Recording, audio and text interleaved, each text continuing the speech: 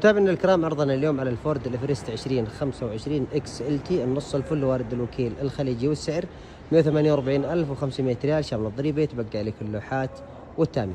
اكسر طبعا 4 سلندر 2300 تيربو، دفع رباعي، اضاءات LED عالي واطي، ليد نهاري، كشافات ضباب LED، حساسات اماميه، جنود كروم مقاس 18 انش مكحله، دخول ذكي، تشغيل ذكي، اشاره على المرايه. عندنا عوضات جانبيه للباب، دخول ذكي الباب السائق.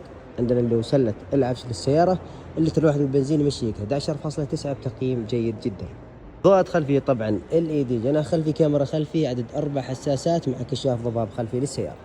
ازاز كهرباء بلمسه واحده، سنتر لك، مرايه كهربائيه، تحكم بالامر الصوتي، يعدد رحلات، مثبت سرعه، تشغيل ذكي، بصمه، شاشه تدعم الكاميرا الخلفيه، تدعم اندرويد اوتو، الجير الاوتوماتيك، جراند كهربائي بخاصيه الاوتو هولد، وضعيه القياده وكذلك وضعيات الدبل. مراتب السياره طبعا جلد بيج بحركه كهربائيه للسائق وايضا للراكب. اضاءات LED، المرايه فيها نظام التعتيم، ارباقات اماميه للسائق والراكب. وعندنا التخشيب الموجود على الطبلون الامامي للسياره وكذلك على الابواب، سنتر لك الباب السائق وايضا لباب الراكب. مواصفات السيارة من الخلف طبعا فتحات تكييف بتحكم منفصل عن التكييف الأمامي، منافذ شحن، منفذ تايب سي، منفذ USB، تكاية في النص مع 2 حاملة أكواب، 3 أحزمة أمان مع تثبيت مقاعد أطفال للسيارة. وهذه مساحة الصف الثالث للسيارة، ما شاء الله تبارك الرحمن. الضمان يشمل ضمان الوكيل السعودي 3 سنوات أو 150,000 كيلو.